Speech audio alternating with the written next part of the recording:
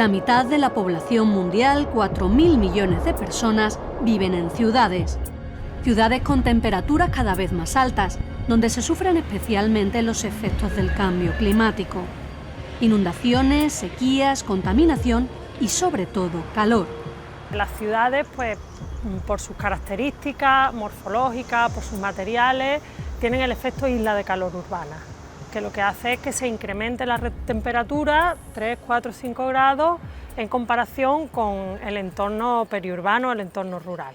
¿Por qué? Pues porque tienen más inercia térmica, el asfalto, el cemento, el ladrillo, los edificios acumulan calor y después ese calor es más difícil que se disipe por la noche por la morfología urbana. Las noches tropicales se suceden durante meses. Los núcleos urbanos se recalientan debido a factores como los coches, los aires acondicionados que evacúan el calor hacia la calle o los materiales de construcción. La planificación urbana que hemos tenido hasta ahora ha sido una planificación urbana agresiva, en el que las personas, la naturaleza han tomado un rol secundario. Entonces han tomado un rol protagonista los coches, el antropogénico ha tomado un rol protagonista los materiales con absortividades altas o incluso con reflectividades en exceso, han tomado protagonismo la climatización de los edificios. El aumento de la temperatura dispara la mortalidad, ya sea directamente por golpe de calor en los episodios extremos o por agravamiento de patologías, lo que afecta a las personas más vulnerables. Las personas mayores, porque son las que tienen más patología asociada crónica, mayores de 65 años, y aparte pierden esa capacidad, ¿no?, de termolisis, que se llama, ¿no?, de termorregulación. Luego los niños, los menores de 4 años, las mujeres embarazadas, personas con patología cardíaca, respiratoria, neurológica, personas que trabajan al aire libre, que están expuestos mucho tiempo al calor. En España fallecieron el año pasado más de 8.000 personas debido a las altas temperaturas, aunque las cifras dependen de lo que se considera temperatura umbral en cada lugar. Depende de esa temperatura umbral, no de que tengamos temperaturas altas, que yo tenga siempre en Andalucía, estemos acostumbrados a tener 40 grados, no quiere decir, ¿vale?, que aquí siempre vaya a haber más mortalidad, porque no es así, y aparte porque la población se adapta, se está viendo que se está adaptando. Todo esto nos hace pensar en un nuevo planteamiento, en la necesidad de rediseñar los núcleos urbanos para mitigar los efectos del calor. Un ejemplo andaluz con gran repercusión internacional fue la isla de la Cartuja, en Sevilla, donde la proporción de masa vegetal y de agua es el triple que en la ciudad. Esta zona sería un ejemplo de ese tipo de intervenciones que habría que hacer en las ciudades. Es una zona en la que se ha hecho un tratamiento intensivo basado en la vegetación.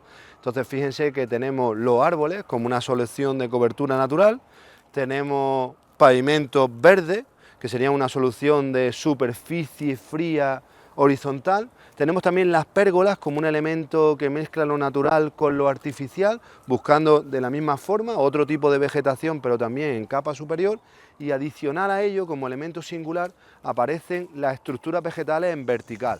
José trabaja en el grupo Termotecnia de la Universidad de Sevilla, donde investigan la transmisión del calor, y nos explica cómo habría que repensar los municipios.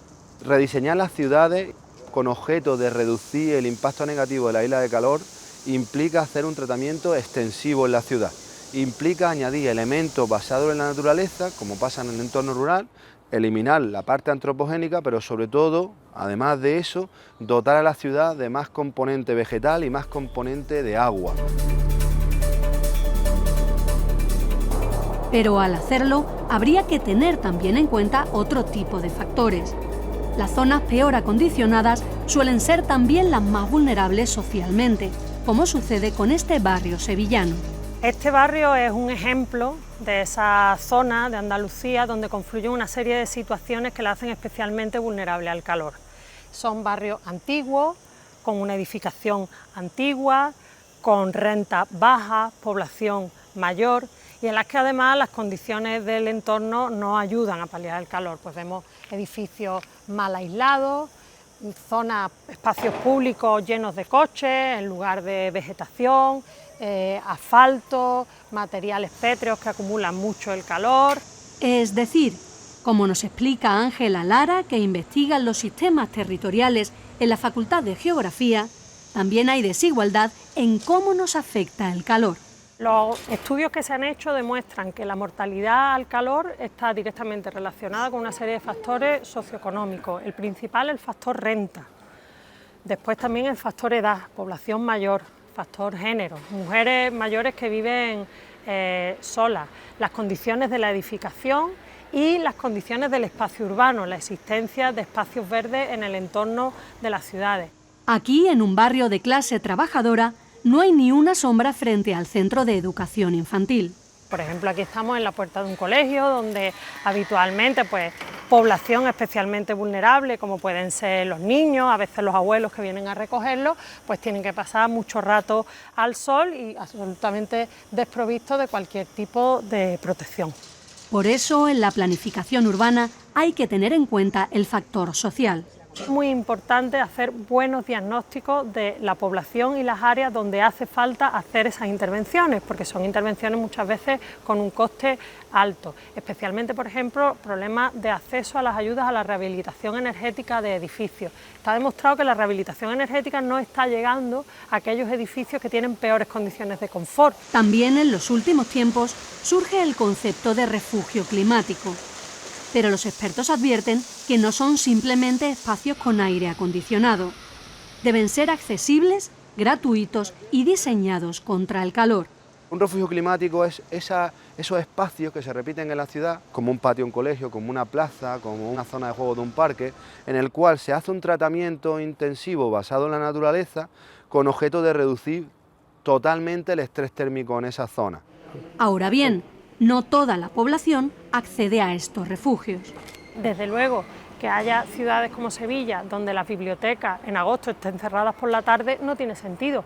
Ahora, hay muchas situaciones que esto no lo van a solucionar. Por ejemplo, el colectivo de mujeres mayores que viven solas, normalmente necesitamos soluciones que sean más individualizadas, que vayan a sus domicilios. El uso del agua de manera sostenible es otra de las herramientas contra el calor.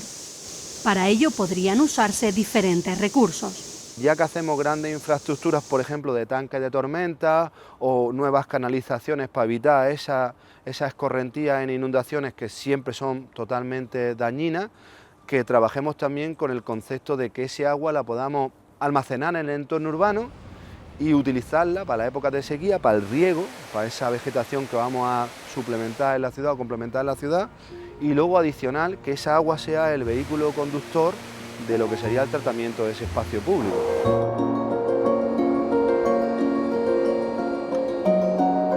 Son muchos factores que no siempre se tienen en cuenta en la planificación urbana, pero que hoy en día son vitales. Renaturalizar las ciudades, plantar más árboles y quitar cemento. Pero también hacer diagnósticos sociales de lo que necesitan sus habitantes. En definitiva, actuaciones complejas para mitigar una situación, la subida de las temperaturas, que parece de momento irreversible.